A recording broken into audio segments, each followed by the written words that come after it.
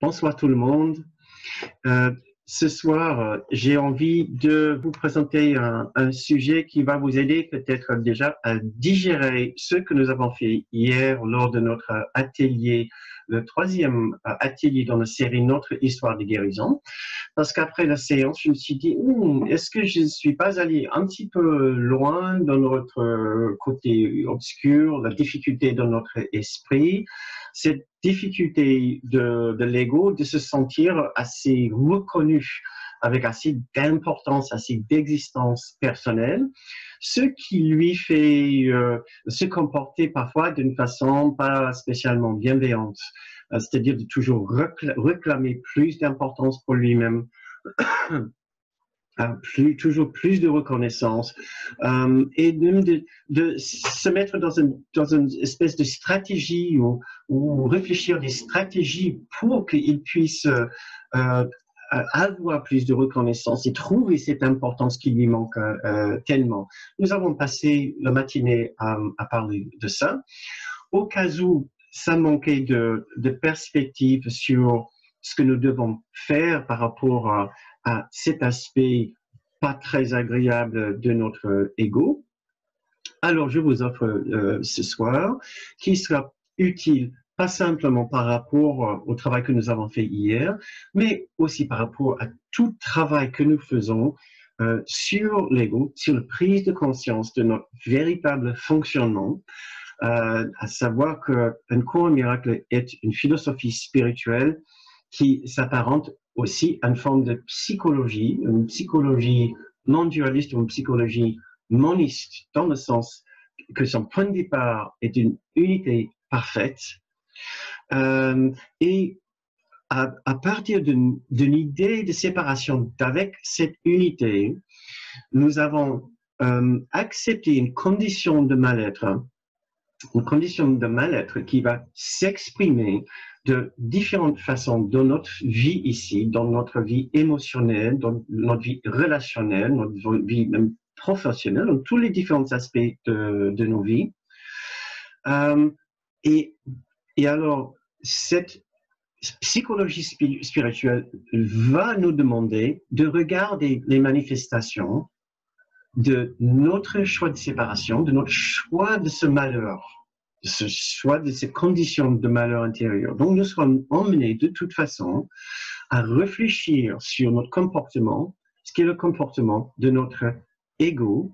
L'ego étant simplement la façon dont nous représentons ces parties de nous qui a cherché et qui continue à chercher à se définir en dehors de cette unité que nous sommes toujours.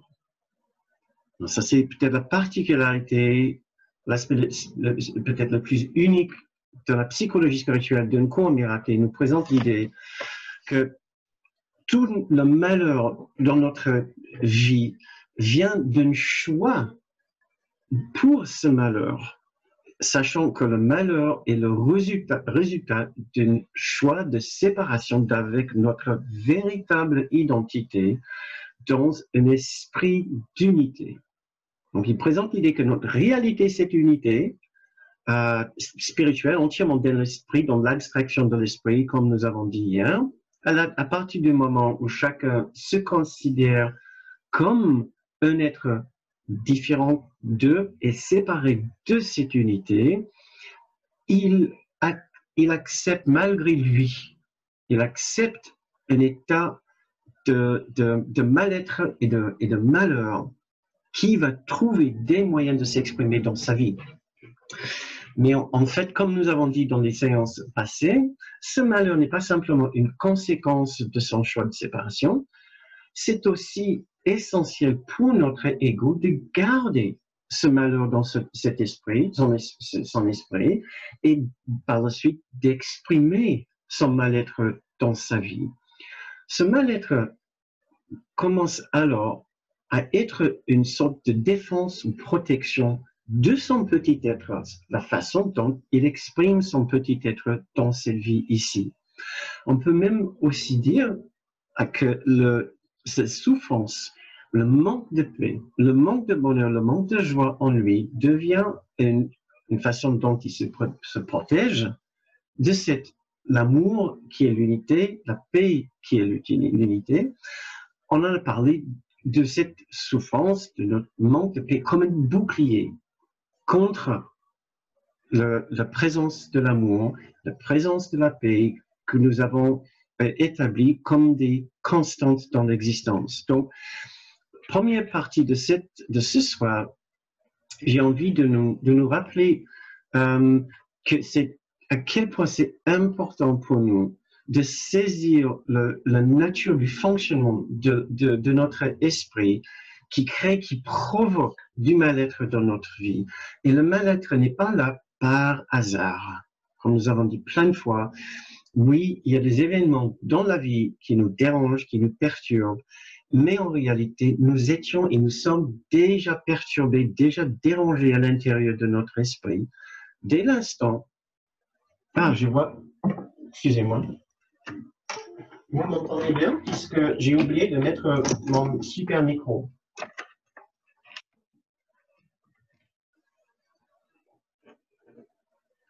Et un petit instant.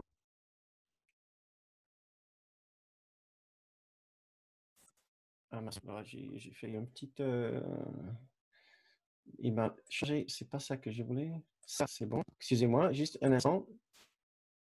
Microphone, ça doit être bon. Excusez-moi. J'ai complètement oublié dans mon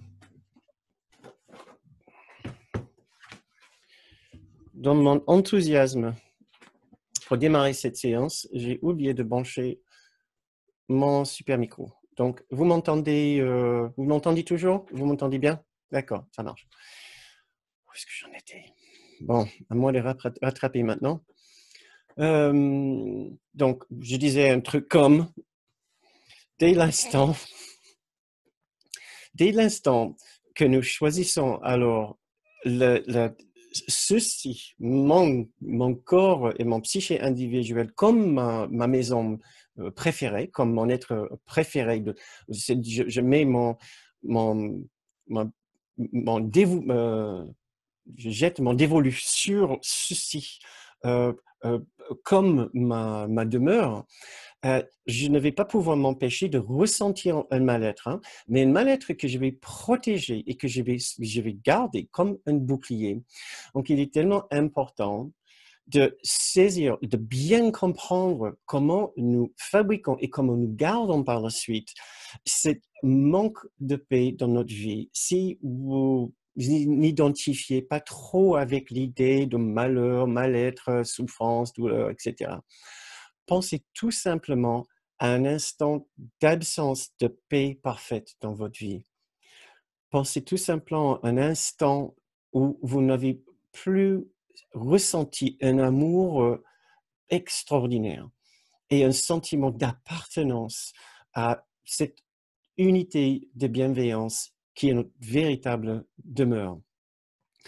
Donc, à ce moment-là, je pensais que ça serait difficile de trouver quelqu'un qui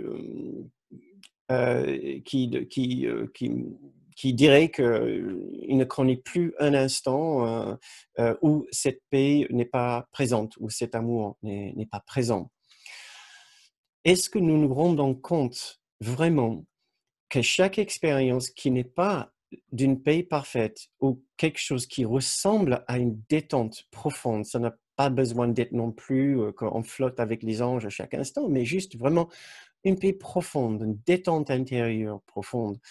Est-ce que nous nous rendons compte que c'est une expérience que nous avons invitée et que nous avons gardée et que nous avons souhaité garder justement pour nous protéger contre l'imposition de la paix qui est juste là aussi avec nous. Donc, première partie de cette soirée, j'ai envie de nous rappeler à quel point c'est important de nous rendre compte du fonctionnement de notre ego. Plus nous comprenons comment nous fonctionnons pour que ce malheur ou ce manque de paix soit dans notre esprit, plus nous serons en mesure déjà de sauvegarder et de sauvegarder la paix et de revenir vers une expérience de détente intérieure. Mais plus encore, plus nous serons en mesure d'offrir cette paix aux autres, d'offrir cette calme et cette bienveillance, cette douceur et cette joie aux autres. Au lieu de leur offrir notre souffrance et nos douleurs. Et il y a deux passages du cours, plusieurs passages du cours qui parlent d'une façon même très percutante de notre façon de nous servir de notre noirceur, de notre malheur, de notre mal-être, comme une agression envers des autres, comme pour leur dire, regardez-moi dans ma souffrance, c'est toi qui es responsable, c'est vous qui êtes responsable. Et je vous présente cette idée ici justement pour qu'on puisse saisir à quel point nous permettons d'accuser d'autres personnes, d'être responsables au moins en partie pour notre état d'esprit. Voilà. Et ici, je vais vous lire juste un petit extrait et j'ai enlevé la partie la plus intense. Un toi malade et souffrant ne représente que la culpabilité de ton frère. Voilà, donc on enlève le mot malade si vous voulez parce qu'il parle ici plutôt de la maladie de l'esprit, c'est-à-dire le manque de paix. Dans un cours miracle, la définition de maladie, c'est un manque de paix. Or, la santé est considérée comme la paix intérieure. Donc voilà, un toi souffrant ne représente que la culpabilité de ton frère. C'est justement mon idée de souffrir et de ne pas être responsable pour ma souffrance. Donc, tout mon but, c'est de démontrer d'une façon ou d'une autre comment ce monde ou d'autres personnes ou une telle ou telle condition dans la vie, ou mes parents, ou mes frères et sœurs, mes instituteurs, mes employeurs, le gouvernement, ceux qui détruisent l'environnement, sont responsables pour le manque de paix au moins. Un toi souffrant ne représente que la culpabilité de ton frère, le témoin que tu envoies pour qu'il n'oublie pas les blessures qu'il a données, desquelles tu jures qu'il n'échappera jamais. Ce passage vient du chapitre 27, première section, 4e paragraphe. Je vous encourage, si vous avez un peu de courage, de lire la suite. Parce que c'est assez décapant. Il nous dit dans un langage sans concession à quel point nous pouvons être très, très méchants envers d'autres personnes. Nous pouvons vouloir les accabler de culpabilité comme si ils sont responsables pour notre mort. La mort du bonheur en nous, la mort de la paix en nous. C'est toi, c'est vous, c'est là-bas. Pour pouvoir accomplir la deuxième partie de cette séance ce soir, j'ai d'abord besoin de vous rappeler à quel point nous pouvons être méchants et que nous avons effectivement un côté obscur qui n'a qu'une intention, c'est de garder le manque de paix, garder la souffrance, la douleur, la contrariété, le dérangement, mais de faire en sorte que ça va toujours sembler une autre personne ou autre chose qui soit responsable pour notre condition. Faire en sorte que, quoi qu'il en soit, c'est pas moi qui est responsable pour ce que je ressens là. C'est certainement pas un quelconque choix que j'ai fait au plus profond de mon esprit, non. C'est à cause de les autres, le bruit du voisin, c'est à cause de ce gouvernement, le maire de notre commune. Encore les conditions au travail, notre entreprise sera rachetée par un autre, ils vont licencier, etc. Je dirais certainement pas qu'il n'y a pas des conditions dramatiques dans cette vie, je n'ai jamais nié, et je nierai jamais la difficulté de la vie ici. Ce que nous essayons de regarder dans ces séances, c'est nos réactions et notre expérience de la difficulté dans la vie ici. Et pour pouvoir améliorer notre expérience d'un monde qui n'est pas facile, nous devons d'abord voir quel est le terrain en nous qui fait en sorte que nous voyons des conditions dans le monde d'une certaine façon. Et cette façon-là n'est pas toujours très positive. Elle n'est pas positive parce que tout notre être, notre concept de soi est basé sur une idée que nous avons réussi à nous séparer de l'unité parfaite. Et dans cet acte de séparation, nous étions obligés de détruire l'unité. Et d'une façon, et pour aller dans un domaine plus symbolique, si nous symbolisons l'unité comme Dieu, par exemple, nous avons tous l'impression d'avoir été obligés de tuer, d'avoir assassiné Dieu, l'unité parfaite, l'unité de l'amour parfait, pour pouvoir réussir notre coup de séparation et fabriquer notre identité personnelle. C'est ça un aspect de la philosophie spirituelle moniste d'une cour miracle qui est vraiment une énorme contribution à tout domaine, à toute la famille de philosophie non-dualiste. C'est que la non-dualité, le choix de non-dualité avait une raison et avait une conséquence dramatique dans le psyché de chaque fragment de la dualité. Voilà. Donc, nous devons d'abord nous rendre compte de cette noirceur en chacun. Ce n'est pas notre noirceur personnelle, c'est notre noirceur collective, mais dont chacun est imbibé, puisque ça fait partie intégrante de notre psyché séparée. Dès l'instant que nous pensons être séparés, nous intégrons immédiatement cette idée que le fragment séparé que je pense être a accompli uniquement au prix de la destruction de l'unité. Voilà. Alors, je vous invite à passer 1 minute avec moi à réfléchir à un aspect de votre personnalité avec lequel vous n'êtes pas entièrement heureux. Un aspect chez vous, un aspect, une absence de paix qui revient, qui est peut-être présent assez souvent ou qui revient d'une façon fréquente. Ça peut être un manque de patience dans telle ou telle situation. Je vous ai souvent parlé du manque de patience chez moi quand je devais faire des files d'attente en grande surface ou quand je devais passer l'aspirateur. Des fois, les choses banales de la vie, ça peut être aussi éclairant pour nous que les grands événements. Mais si c'est un grand drame chez vous, il n'y a pas de souci.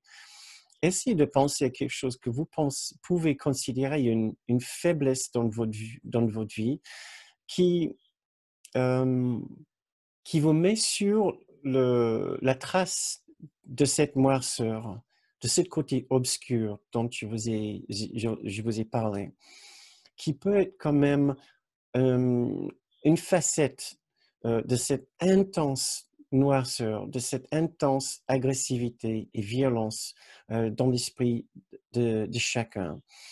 Ne plongez pas dedans, c'est certainement pas pour faire ça, mais nous devons au moins en devenir suffisamment conscients pour pouvoir vraiment effectuer la guérison par la suite.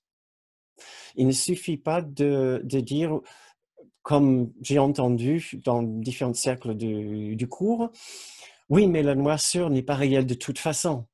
Oui, mais il n'y a qu'amour de toute façon, donc à quoi ça sert de réfléchir à la noirceur? Je vais vous lire ce passage ici qui va vous aider à savoir à quel point c'est important. Je vous encourage à lire cette leçon 333 de temps en temps. Voilà ce qu'elle nous dit. Le pardon met fin au rêve de conflit ici. Le conflit doit être résolu. Il ne peut être évité.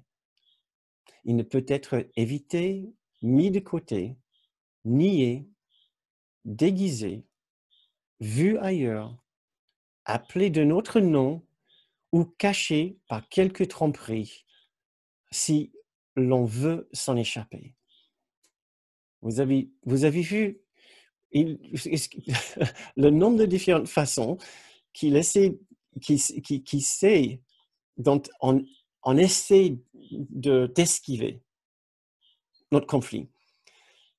Il sait qu'on peut essayer de l'éviter, de le mettre de côté, de le nier, de le déguiser, de le voir ailleurs, de l'appeler d'un autre nom ou le cacher par une tromperie. 7 différentes façons, il identifie, dont nous sommes capables d'esquiver la pleine conscience de de la noirceur du conflit en nous, le conflit que nous gardons.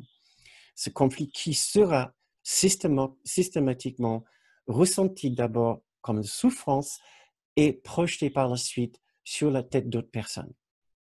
Nous devons en faire face. Ce conflit doit être vu exactement tel qu'il est, là où l'on pense qu'il est, dans la réalité qui lui a été donnée et avec le but que l'esprit lui a accordé. Ça ne peut pas être plus clair. Car alors seulement ces défenses sont levées et les défenses de ce conflit, il est mis à nu. Il ne peut plus se cacher. Et la vérité peut luire sur lui tandis qu'il disparaît. Donc à la fin, il nous offre la vraie guérison, c'est qu'à force de le regarder clairement, les défenses tombent et la vérité vient à notre esprit, qu'il n'y a aucune justification pour ce conflit, il n'y a aucune raison pour ce conflit, puisque le conflit ne peut pas avoir lieu quand nous acceptons la vérité qui est l'amour est toujours présent et disponible et accessible pour nous. Et une fois que la vérité peut luire sur lui, il va disparaître. C'est ce que nous allons essayer de faire ce soir. Donc est-ce que vous avez pu trouver un aspect de votre personnalité dont vous n'êtes pas spécialement fier? Sachez que si c'est juste une petite impulsion d'impatience de temps en temps, si c'est juste une petite tristesse passagère, ceci est juste le sommet de l'iceberg. C'est bien plus important et plus intense que vous le pensez. Donc, j'espère que vous avez tous pu trouver quelque chose. Il est important de voir la véritable dimension de notre côté obscur.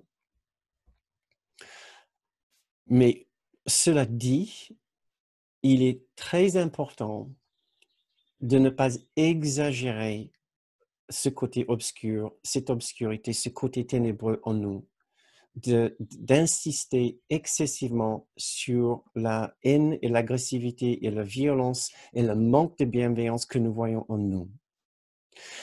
Il y a toujours 2 tendances chez les étudiants d'un cours miracle face à leur véritable nature, la véritable nature de l'ego. Quand je dis véritable nature, je parle de l'ego. C'est que soit il essaie de sous-estimer l'importance de la noirceur. Donc, oui, j'ai vu mon côté obscur, mais ce n'est pas si grave. et de continuer à pratiquer le pardon, surtout dire, bah, je l'ai offert au Saint-Esprit, donc c'est à lui de se débrouiller avec ça. Bah, oui, j'ai eu un coup de gueule, mais bon, c'est pas si grave, mais je me suis pardonné. Il y a cette tendance qu'on peut trouver chez des étudiants de cette philosophie. Et effectivement, nous voulons avoir plus de courage de regarder bien en face l'étendue et la pleine dimension de l'intensité de notre capacité de, de, de, de porter de la haine dans cette vie envers d'autres personnes et ou envers nous-mêmes. Que cette haine s'exprime comme de l'agressivité, de l'impatience, du mépris ou comme de la culpabilité et de la honte ou du convoitise ou de la jalousie ou même de la tristesse. Parce que derrière la tristesse, il y a toujours l'idée que quelqu'un a enlevé quelque chose, quelqu'un a fait quelque chose. Sinon, il ne manquerait pas de la joie en moi. Je n'aurais pas cette expérience de tristesse si ce Dieu ou cet être là-bas n'avait pas fait ce qu'il a fait pour chasser la joie de ma vie, ou le bonheur de ma vie, ou l'amour de ma vie. Donc, même derrière la tristesse, il y a de l'agressivité, selon cette philosophie d'un cours miracle. Nous n'échapperons pas à la conscience, la pleine conscience de l'étendue de l'ego en nous, de toute sa dimension, de toute l'expression de la séparation dans notre esprit. Mais maintenant, comme je vous ai dit, il est aussi important, et voilà la deuxième erreur que les étudiants d'un cours miracle peuvent faire, c'est de devenir tellement conscient de la haine, de la violence, de l'agressivité en eux, qui sont un peu tétanisés par l'ampleur de ce qu'ils voient, par la noirceur de ce qu'ils voient, au point de devenir un peu omnibulés par cette expérience, par ce qu'ils ont vu, et d'en faire une trop grande histoire. Donc, il est très important de devenir pleinement conscient de comment chacun manifeste et exprime et contient et incarne la noirceur, le côté obscur de la séparation. Il n'y a qu'un côté obscur de la séparation.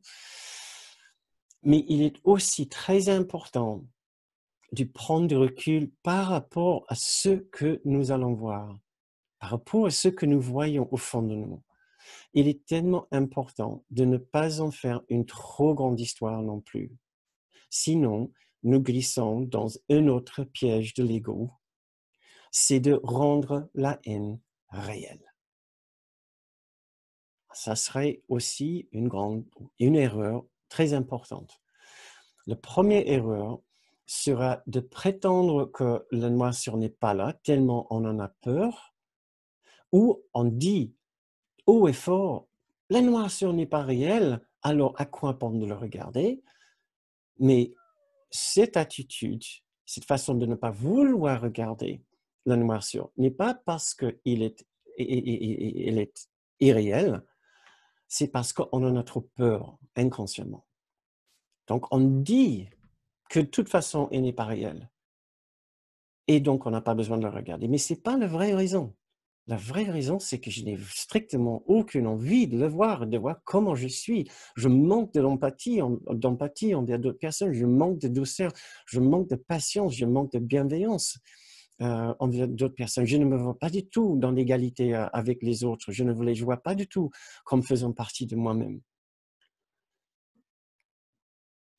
Mais encore après, une fois que nous avons bien saisi cet aspect de notre esprit, puisque c'est l'esprit de chacun d'entre nous, il ne faut pas tomber dans le piège de le rendre trop réel non plus, de le rendre trop important, de le rendre trop immense, comme si on le gonfle la haine et la noirceur en nous, au point d'être submergé, au point d'être vraiment, de ressentir de la honte et la culpabilité par rapport à ce que nous avons vu en nous. imaginons le jour que je me rends compte qu'en fait, je ne suis pas sincèrement gentil envers d'autres personnes. Non, il y a un côté extrêmement égoïste chez moi. Je n'ai pas envie de leur faire du bien. Je n'ai pas envie d'avoir une pensée gentille envers eux. Peut-être au contraire, je préfère vraiment qu'ils me laissent tranquille, que j'ai rien à voir avec eux, et qu'ils me donnent ce que je veux. Et franchement, s'ils me le donnent pas euh, euh, gratuitement, ben, il va falloir que je le prenne, que je le stratégise, etc. Je veux juste qu'ils me donnent ce que je veux. Pour le reste, qu'ils me fichent la paix et qu'ils ne me dérangent pas. Le jour que je vois ça, je peux être saisi par l'intensité de ce mépris de la valeur d'autrui. Et c'est là, à cet instant-là, que nous devons faire très attention de ne pas donner une trop grande voix à notre ego, de ne pas donner une trop grande voix et importance à notre côté obscur, mais de pouvoir très vite dire oui, d'accord, c'est la haine, c'est la noirceur, c'est l'agressivité, c'est la violence en moi. Et alors? Et alors? Dieu est encore Dieu. L'amour est toujours l'amour. Mon grand frère est toujours mon grand frère. Frère comme Jésus, comme un ange, comme un guide intérieur. Il va toujours m'aimer. Il me comprend. Il comprend très bien d'où ça vient. Le pardon est toujours là et le pardon, je peux encore l'accepter pour moi. Il est très important de voir ces deux possibilités d'erreur. De ne pas vouloir regarder l'étendue du manque de paix en nous, qui est juste le sommet de l'iceberg, qui couvre la violence en nous. De l'autre côté, une fois que nous nous permettons de le voir, à quel point il y a une absence de bienveillance en nous, de ne pas en faire une trop grande histoire non plus. C'est juste les deux aspects de l'ego. Et ce n'est pas grave. Nous devons trouver une façon de prendre de l'auteur et prendre du recul par rapport à ceci, et surtout ne pas tomber à vouloir être le juge de notre qualité, de comment nous sommes. Quand je vois la noirceur en moi, je peux être vraiment tenté de me juger comme un être méprisable, mais honteux, mais horrible pour le manque de bienveillance en moi. Après toutes les années que j'ai étudié ce message d'amour, et regarde-moi, mais je suis sale de l'absence de douceur en moi. Mais je me dégoûte. Je peux être capable de penser ou de ressentir. Si jamais ça vous est arrivé, ou si jamais ça vous arrive, et si peut-être par la suite vous êtes en train de regarder cette émission en replay, et ça tombe au bon moment pour vous, s'il vous plaît, je vous en prie, essayez de vous souvenir que votre réalité n'est certainement pas cette noirceur, cette violence, l'absence de cette bienveillance. Mais vous devez passer par cette phase pour pouvoir accepter la bienveillance qui n'est pas de vous, mais qui est pour vous. Parfois, la seule façon de l'accepter, c'est de voir l'étendue de l'absence de bienveillance en nous, en forme de ces élans, de ces pensées de malveillance ou de méchanceté ou de violence ou de mépris. Et de voir la véritable condition désacralisée de notre esprit. Et après, de vouloir avec tout notre cœur, de nous souvenir de la bienveillance, de la douceur, de la tendresse qui est là pour nous et qui ne manquerait pas de nous aider à nous en souvenir, de nous aider à ressentir à nouveau que malgré tout ce que nous pensons, tout ce que nous avons pensé, même tout ce que nous avons fait, cette douceur Et cet amour et cette tendresse sont toujours pour nous. Donc, j'avais aussi trouvé ces autres quelques petites bribes de phrases pour nous aider à ne pas faire une trop grande histoire de cette partie de nous qui est capable de crier haut et fort à quel point nous sommes violents et la noirceur en nous est tellement intense et explosive et destructrice. Vous pouvez lire dans la 7e section du chapitre 21, paragraphe 3, cette paragraphe qui commence avec cette phrase « Frénétique, bruyant et fort, ainsi semblent être les ténébreux ». Frénétique, nous semblons être frénétiques, bruyants et forts. Ainsi semblent être les ténébreux. Et après, il parle de l'armée des impuissants. Nous sommes des impuissants et nous nous sommes formés dans une armée, comme si nous sommes assez puissants pour former une armée. Je trouvais cette expression magnifique. L'armée des impuissants doit être démantelée en présence de la force, de la véritable force. Et cette force, bien sûr, ce n'est que la force de la bienveillance et de l'amour. Comment une armée agirait-elle en rêve, dans un rêve? Comment une telle armée qui est en rêve, donc une armée en rêve n'a aucun sens, qui ne peut pas exister, n'a aucun effet réel, n'a aucune conséquence. Comment une armée agirait-elle en rêve? N'importe comment. On pourrait la voir attaquer n'importe qui avec n'importe quoi. Donc, c'est ce que nous sommes. Il parle après de notre maison ici comme une maison de fous. Le rêve que nous avons créé ici comme une maison de fous. Et là, cette phrase ici, il parle de cet aspect de nous, de cet être que nous pensons être plein de grandiosité. Il parle comme un enfant qui se croit devenu un géant. Il parle de cette partie de nous comme une souris qui rugit comme un lion, qui essaie de rugir comme un lion. Et Kenneth Wapnick adorait cette expression. Il utilisait celle-ci très, très souvent pour parler de l'impuissance de l'ego, ce qui est l'impuissance de notre haine, de notre côté obscur, de toutes nos ténèbres, de notre colère, de notre violence, de la haine en nous. Il dit, c'est une souris qui essaie de rugir comme un lion. Et avec ses yeux pleins de tendresse et de compassion et de compréhension, il nous disait ceci, comme si tout ce qu'on lui montrait, comme notre violence et notre haine, tout ce qu'on lui apportait comme preuve de combien on était horrible, destructeur, violent.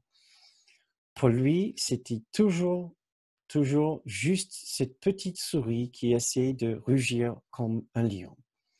Donc, si jamais vous êtes tenté de faire une trop grande histoire de votre côté obscur, essayez de vous souvenir de cette phrase.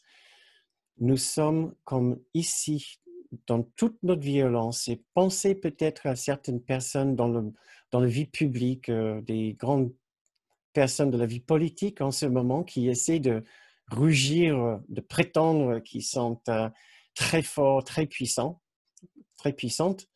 Voilà, c'est juste une petite souris, le souris de l'ego, qui prétend être un lion. C'est tout ce que nous sommes, surtout par rapport à la majesté, la magnificence, la beauté, la bonté et la grâce puissante, si on ose dire, de Dieu, de l'unité parfaite, de l'amour, de la paix du ciel. Voilà.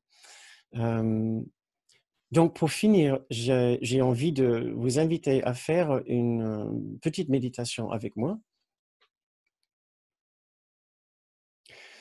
Et c'est justement de nous imaginer dans notre côté obscur, peut-être en pleine répétition d'une guerre intérieure, ou en pleine bataille avec la réalité extérieure, avec le monde autour de nous, en plein délire, voilà, de séparation et de violence et d'agressivité, ou de simplement être loin de la paix intérieure.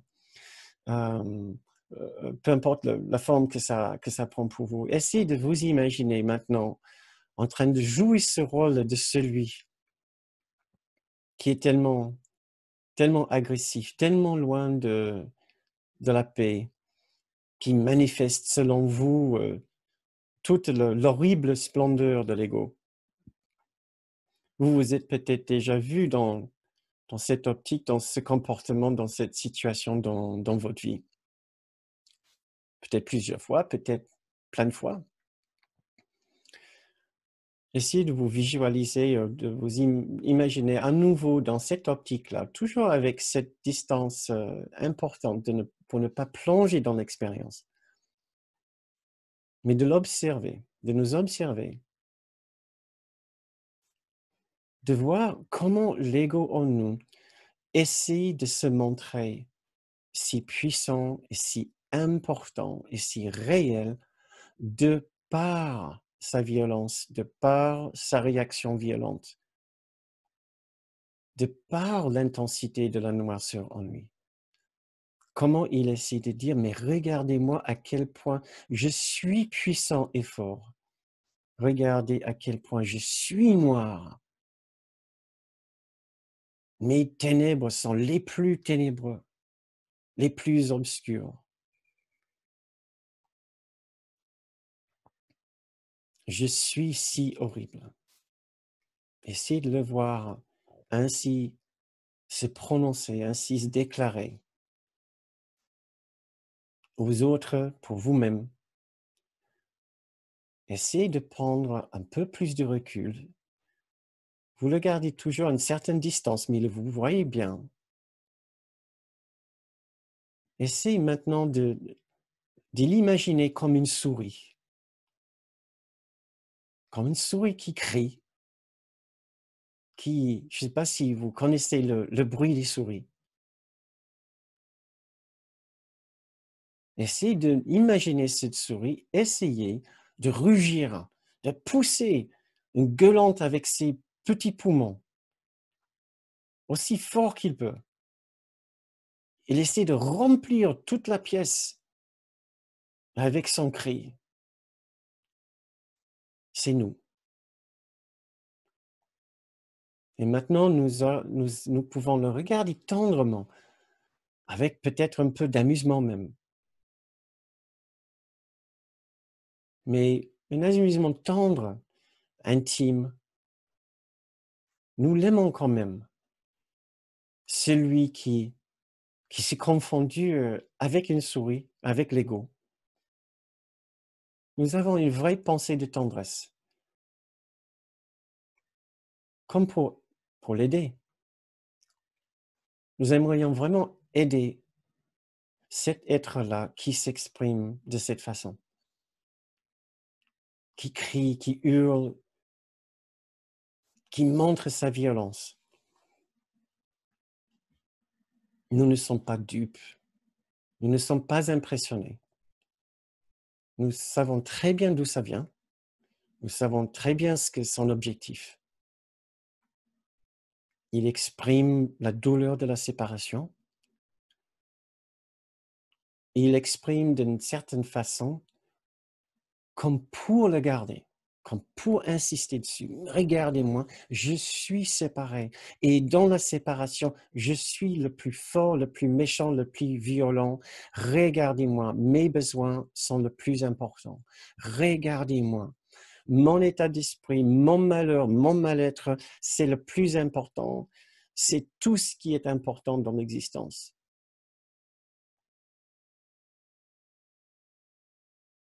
Nous nous regardons tranquillement avec compassion et douceur, avec tendresse et amour. Nous le comprenons parce que c'est nous, c'est nous-mêmes. Maintenant, j'ai envie de vous lire 2 paragraphes de la leçon 164 pour terminer cette séance ce soir.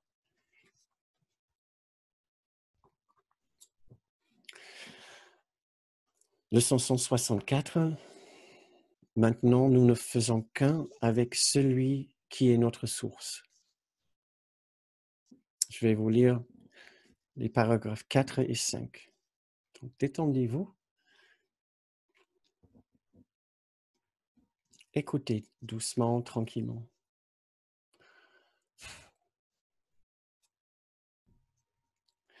Il est un silence dans lequel le monde ne peut faire intrusion.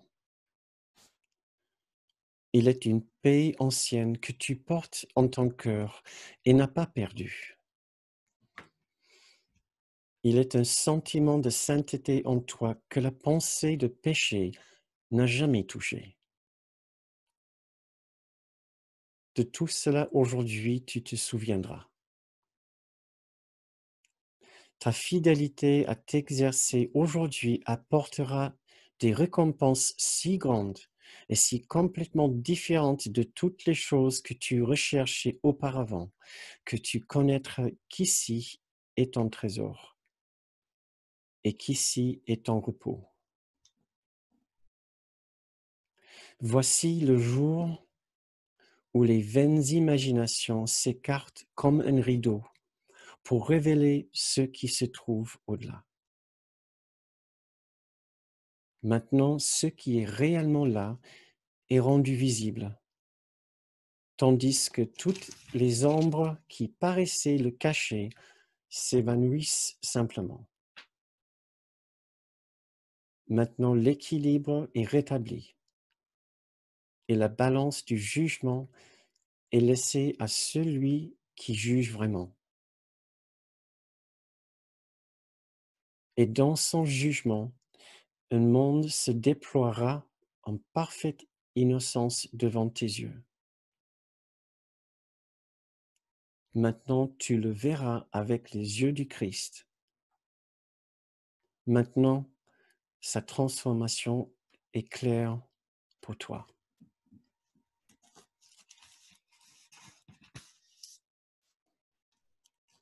Maintenant, nous ne faisons qu'un avec celui qui est notre source.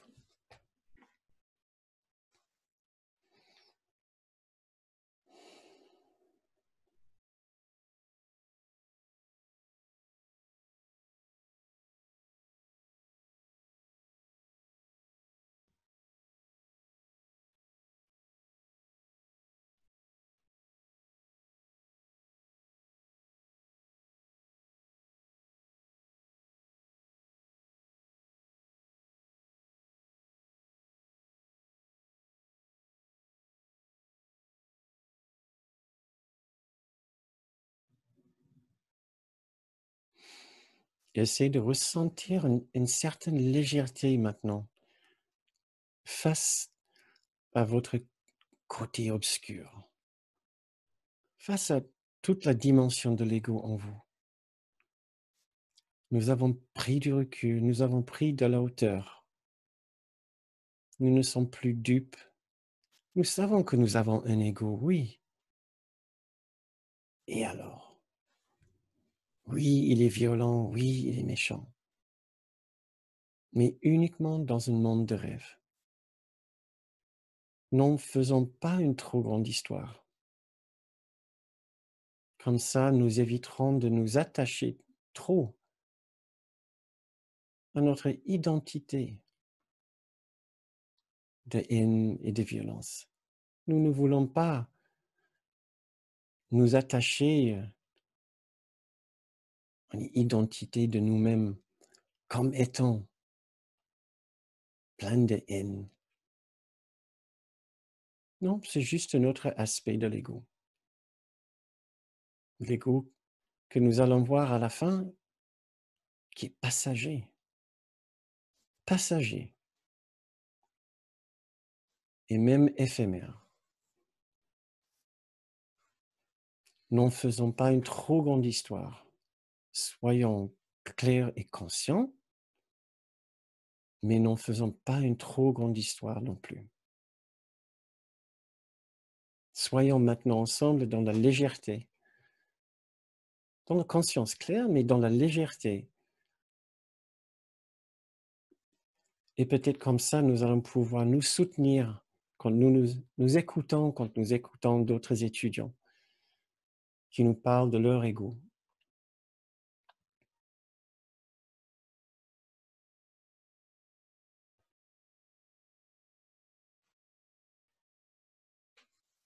Très bien. Merci beaucoup. Quand vous vous sentez prêt, vous pouvez revenir.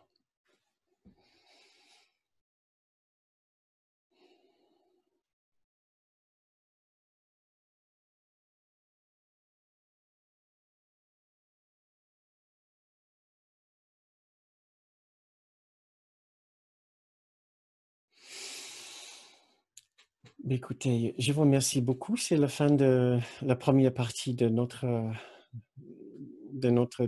soirée. Je vous remercie beaucoup d'avoir participé avec nous, d'avoir partagé ces méditations et ces réflexions avec nous. Si vous devez partir, nous comprenons bien. Nous vous dirons alors à bientôt pour un autre rendez-vous pour continuer notre exploration de l'esprit. Si vous avez envie de faire une contribution, et si vous regardez ceci en replay, vous trouverez un bouton pour un bouton de lien dans le descriptif de cette vidéo